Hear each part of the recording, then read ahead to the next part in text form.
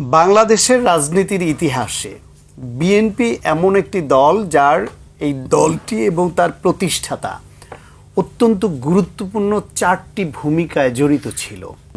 জামায়াত ইসলাম 1971 সালে এ দেশ বিরোধী মুক্তিযুদ্ধ বিরোধী ভূমিকায় থেকে এদেশের এই যে গণহত্যা, অসংখ্য নারীর সম্ভ্রম নষ্ট করেছে, এই দেশের মানুষকে বিপদগ্রস্ত করেছে, খুন করেছে, তার প্রত্যক্ষ এবং পরোক্ষ দায় তাদের কাঁধে আছে, সেইটা আছে। আর এনসিপি নতুন দল, তাদের শুধুমাত্র এই 24-এর গণ অভ্যুত্থানে অংশগ্রহণের কৃতিত্ব আছে, নেতৃত্ব দেবার কৃতিত্ব আছে। আলোচনাটা আপনি জানেন যে সায়ন্ত, আজকে দিনের খবর হচ্ছে জুলাই সনদ প্রত্যাখ্যান হয়ে গেছে। এনসিপি বলেছে যে এটার সাথে তাদের কোনো সম্পর্ক নেই এবং তারা এটা গ্রহণযোগ্য নয়। জামাত ইসলামী বলছে এটা অসম্পূর্ণ এবং কিছু অংশ বিপজ্জনক। বাকি থাকলেও বিএনপির তরফে এখনও এটা নিয়ে কিছু বলা হয়নি। অর্থাৎ একটা টানাপোড়েন শুরু হয়ে গেল, যেটা আমরা আসলেই আশাও করিনি, কল্পনাও করিনি আর কি। তো আপনি কীভাবে দেখছেন, একজন যেহেতু ওই সময়টা দিয়ে জেলখানায় ছিলেন যখন আন্দোলন চলছিল? আমরা আশা করিনি, কিন্তু আশঙ্কা করেছিলাম। আশঙ্কা ছিল, আচ্ছা। আশা করিনি কারণ জুলাই গণ অভ্যুত্থানের পরে গণ অভ্যুত্থানের শক্তিগুলোর মধ্যে খুব বেশি বিভেদ হোক, এটা তো আমরা আশা করি না। ফলে এটা আমরা আশা করি নাই, এটা আমাদের প্রত্যাশা না। আমাদের প্রত্যাশা ঐক্যবদ্ধভাবে দেশে এগিয়ে নেওয়া যাওয়া। কিন্তু বিভিন্ন ইস্যুতে এনসিপি এবং জামায়াত ইসলাম বিএনপির সঙ্গে বিভিন্ন ইস্যুতে যে মানে মতের অমিল, দ্বিমত, ভিন্ন মত, এটা যে প্র্যাকটিসটা যেভাবে আগাচ্ছিল, তাতে এরকম একটা আশঙ্কা ছিল যে এটা হতে পারে। কিন্তু এখনই এটা চূড়ান্ত সিদ্ধান্ত নেওয়ার বিষয় না, যেহেতু এটা খসড়া আছেই তো 2 দিন না। যেহেতু খসড়া প্রকাশ পেয়েছে, জামায়াত ইসলাম বলেছে যে ভুল ত্রুটি আছে এবং 2-একটা বিপজ্জনক, নিশ্চয়ই সেটা নিয়ে তারা তাদের মত দিবে, বিএনপি তাদের মত দিবে। এনসিপি বলছে, যদিও তারা এনসিপির একজন নেতা বলছে যে এটা তাদের কাছে গ্রহণযোগ্য না, কিন্তু এই বিষয়ে চূড়ান্ত সিদ্ধান্ত দলীয় ফোরামে আলোচনা করে জানাবে বলছে। ফলে আমি প্রত্যাশা করি, আশঙ্কা থাকার পরও প্রত্যাশা করি যে এনসিপি আলোচনা করবে এবং আলোচনা করে বিএনপি, জামায়াত, এনসিপি, নাগরিক ঐক্য, গণ অধিকার, গণসংহতি, মোটামুটি যেই সব দলগুলি, জাসদ, বাসদ, এরা যারা যারা স্টেক হোল্ডার, এরা সবাই বসে কতটুকু গ্রহণ করা যায়, কতটুকু কাটছাট করা যায়, দ্রুততম সময়ের মধ্যে করে একটা সনদ হওয়া দরকার। এটা তো সবাই প্রত্যাশা করে। জুলাই সনদের বিপক্ষে কিন্তু কোনো দল না, সব দলই চায় একটা সনদ থাকুক, কিন্তু সেটার ক্লোজ কি থাকবে, কোন কোন শর্ত যুক্ত থাকবে, সেই বিষয়গুলো নিয়ে তো ভিন্ন মত থাকতেই পারে। কারণ প্রত্যেকটা দল আলাদা, আদর্শ আলাদা, অবস্থান আলাদা। কোনো দল 71 নিয়ে যাদের অ্যালার্জি আছে, তারা 71 প্রশ্নে, দেশের স্বাধীনতা সার্বভৌমত্বের প্রশ্নে তাদের অ্যালার্জি আছে। আবার যাদের 71-এ যাদের গৌরবময় ভূমিকা আছে, তারা ওইটাকে আবার খুব ভালোভাবে গ্রহণ করে। বাংলাদেশের 24-এর স্টেক হোল্ডার বিষয়ে কে কত বড়, এটার যে প্রতিযোগিতা আছে, সেটা নিয়েও একজনের সঙ্গে আরেকজনের মতভিন্নতা বা একটু দূরত্ব আছে। ফলে যেই জায়গায় দেশের স্বার্থে একমত হওয়ার দরকার, মনে হয় সবাই আলোচনা করে একমত হলে দেশের জন্য ভালো হবে। দেখি আপনি যথেষ্ট মানে কি আর কি আশাবাদী, যদিও টানাপোড়েনটা স্পষ্ট প্রকাশ্য হয়ে গেছে। রাশেদ, আপনি কিভাবে দেখছেন? ধন্যবাদ সবাইকে, গণ অধিকার পরিষদের পক্ষ থেকে শুভেচ্ছা। ভাই যেটি বললেন যে প্রত্যেকটা দলই জুলাই সনদের পক্ষে, এখন এক্ষেত্রে অবশ্যই মতবিরোধ থাকবে, কারণ দলগুলো যেহেতু আলাদা।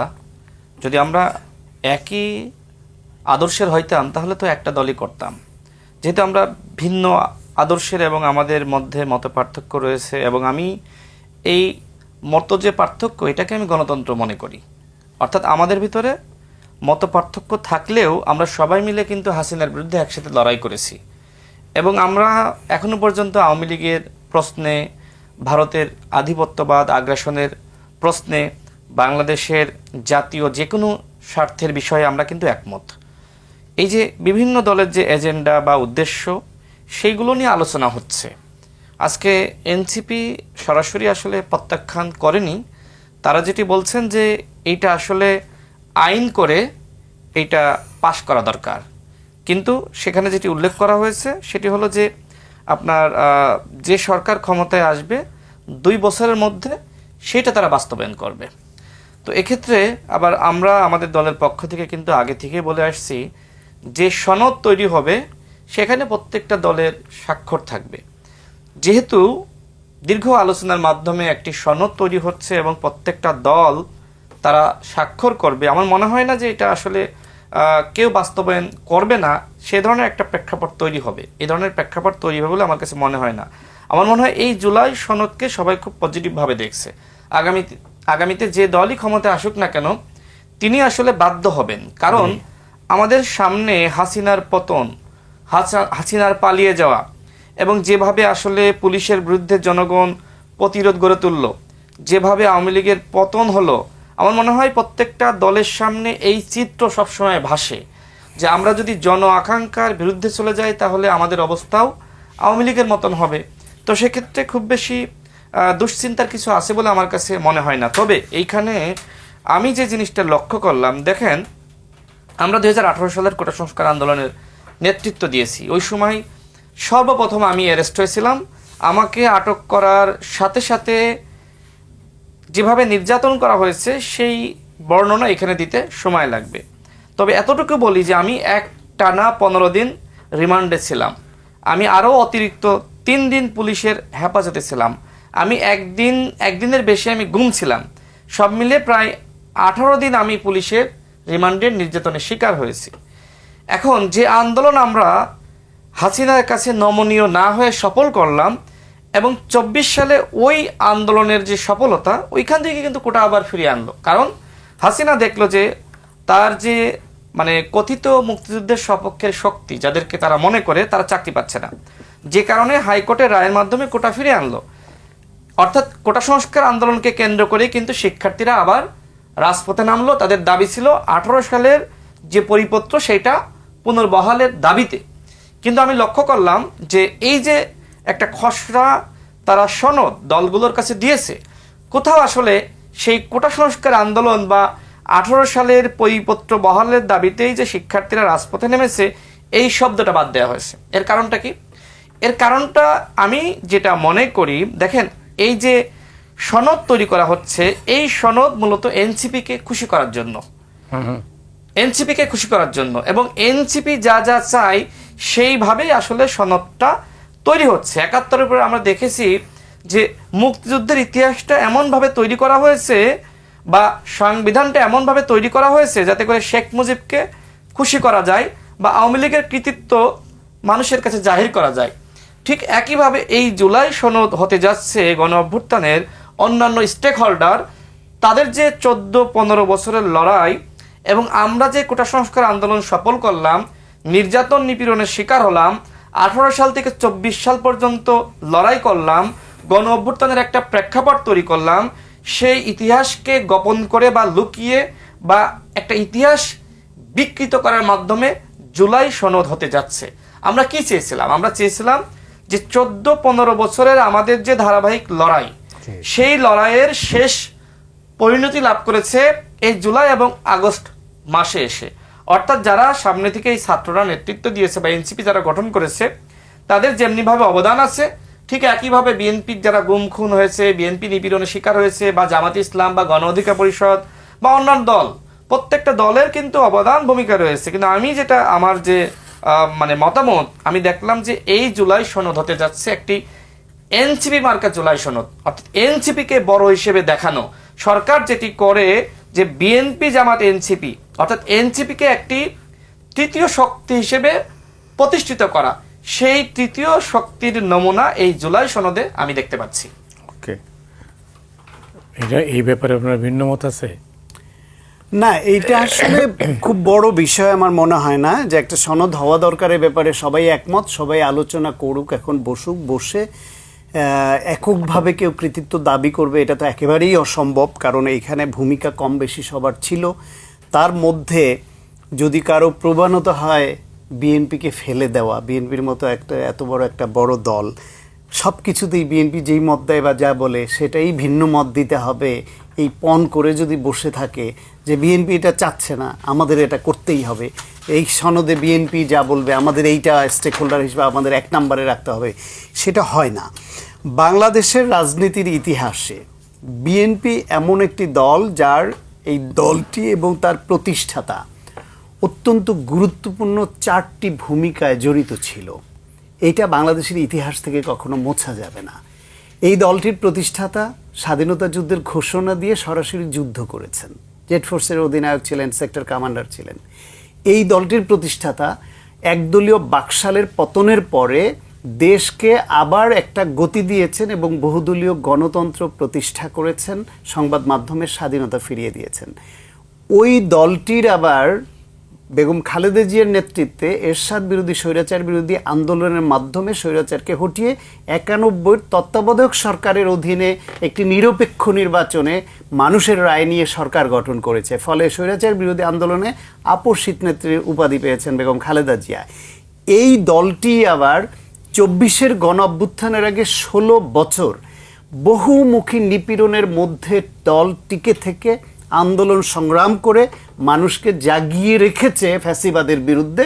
তারপরে ছাত্রদের নেতৃত্বে এই দলটি সর্বতোভাবে জড়িয়ে হয়ে 24-এর গণ অভ্যুত্থানে অন্যতম প্রধান রাজনৈতিক শক্তি হিসেবে থেকেছে। আপনি এই যে 4টা বড় ইভেন্ট বললাম, এই 4টা ইভেন্টের এই গৌরবময় ভূমিকার অধিকারী বাংলাদেশে আর কোনো দল পাবেন? আর একটি দলও পাবেন না।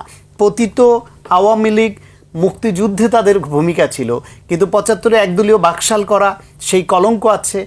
স্বৈরাচার বিরোধী আন্দোলনে তাদের ভূমিকা ছিল এরশাদের সময়, কিন্তু আবার লগি বৈঠা দিয়ে মানুষ মেরেছে সেইটা আছে। আবার এই 24-এ গণ অভ্যুত্থানে গণহত্যাচার করে পালিয়ে যাওয়ার কলঙ্ক আছে, সুতরাং ওইটা অপ্রাসঙ্গিক। জামায়াত ইসলাম 1971 সালে এ দেশ বিরোধী মুক্তিযুদ্ধ বিরোধী ভূমিকায় থেকে এদেশের এই যে গণহত্যা, অসংখ্য নারীর সম্ভ্রম নষ্ট করেছে, এই দেশের মানুষকে বিপদগ্রস্ত করেছে, খুন করেছে, তার প্রত্যক্ষ এবং পরোক্ষ দায় তাদের কাঁধে আছে, সেইটা আছে। আর এনসিপি নতুন দল, তাদের শুধুমাত্র এই 24-এর গণ অভ্যুত্থানে অংশগ্রহণের কৃতিত্ব আছে, নেতৃত্ব দেবার কৃতিত্ব আছে। ফলে বিএনপিকে আপনি এত বড় দল এবং এত গৌরবময় ভূমিকার অধিকারী, তাদেরকে আপনি তুচ্ছ তাচ্ছিল্য করে সব কিছুতেই বলবেন যে বিএনপি শুধু এই সংস্কার চায় না, বিএনপি এটা চাচ্ছে না মানে এটা হতে হবে, এইভাবে আসলে সমঝোতা হবে না। সমঝোতা হতে হলে তারা ছোট হলো এনসিপি বা জামায়াত ইসলাম ধর্মভিত্তিক দল হলে তাদেরও যেমন আত্মসম্মান নিয়ে থাকতে হবে, তাদের সম্মান দিতে হবে, আর অন্যতম প্রধান দল হিসেবে এত গৌরবময় ভূমিকার অধিকারী হিসেবে বিএনপিকেও সম্মান দেখাতে হবে অন্য দলগুলো। না, রাশেদ যেটা বলছে যে কোটা আন্দোলনে তাদের তো একটা ভূমিকা ছিল, সেটা তো একদম আন্ডারমাইন করা হচ্ছে না, এইটা উল্লেখ করতে হবে। আমি আমার এই জুলাই গণ অভ্যুত্থান ও আমার জেল জীবন নিয়ে একটা বই লিখেছি, গত ফেব্রুয়ারিতে প্রকাশ হয়েছে। ওইটায় আমি 3টা চ্যাপ্টার করেছি। প্রথম চ্যাপ্টার করেছি 18 সালের কোটা সংস্কার আন্দোলন নিয়ে, এবং সেখানে আমি ফ্র্যাঙ্কলি বলি, ইতিহাস তো ইতিহাসই, আমি ওইখানকার পক্ষ বিপক্ষ চিন্তা করিনি। তাদের আন্দোলন, সেই আন্দোলনে হাসিনার মেনে নেওয়া এবং মেনে নেওয়ার পরে আবার হাসিনার কাছ থেকে তাদের যে আনুগত্য স্বীকার করে আসা, ছাত্রলীগের কাছ থেকে মার খেয়েও আবার মিষ্টি বিতরণ করা, শেখ মুজিবের মুরালে ফুল দেওয়া, সেসব উপাদানও এর মধ্যে আছে। এটাও ইতিহাসের অংশ, কিন্তু এটা সত্য যে তারা আদায় করেছে, সেইটা এনেছি। দ্বিতীয় পর্যায়ে যখন ওইটাকে বাদ দিল আদালতের রায়ের মাধ্যমে, তখন ওইটা পুনর্বহালের মাধ্যমে যেহেতু দ্বিতীয় আন্দোলনটা শুরু হলো 24-এ, সুতরাং 24-এর এই আন্দোলনের সূত্রপাত কিন্তু 18-র ওই কোটা বিরোধী আন্দোলন এবং সেটা বাতিল করা। সুতরাং এটা যোগসূত্র আসছে, এটা ধারাবাহিকতা সেখান থেকে আসলো। সুতরাং এইখানে ওই কোটা বিরোধী আন্দোলন 18 সালের যেটা, সেটাই তো সূত্রপাত, সেটাকে ফেলে দেওয়ার উপায় নাই। কিন্তু সেটা ছিল শুধুই চাকরির জন্য, চাকরি পেয়ে গেছে, শান্ত হয়ে গেছে, সেটা ফ্যাসিবাদ বিরোধী ছিল না। 24-এ কোটা পর্যন্ত ঠিক আছে ওইটা, কিন্তু পরে যখন এসে খুনোখুনি করলো, তারা গুলি করে আবু সাইদ ওয়াসিমকে হত্যা করলো, তারপর 18 তারিখে দেশ অগ্নিগর্ভ হলো এবং অনেক লোককে হত্যা করলো, তখন পয়েন্ট অফ নো রিটার্নে চলে গেল এবং এক দফার ফ্যাসিবাদের পতনের আন্দোলনে টার্ন নিল। এবং এই ফ্যাসিবাদের পতনের আন্দোলনের দিকে যাওয়ার যে মুখ্যম যে সময়টা, সেটি কিন্তু এই রাজনৈতিক শক্তির ভূমিকাটা সেইখানে বড়। জি, অনেক ধন্যবাদ।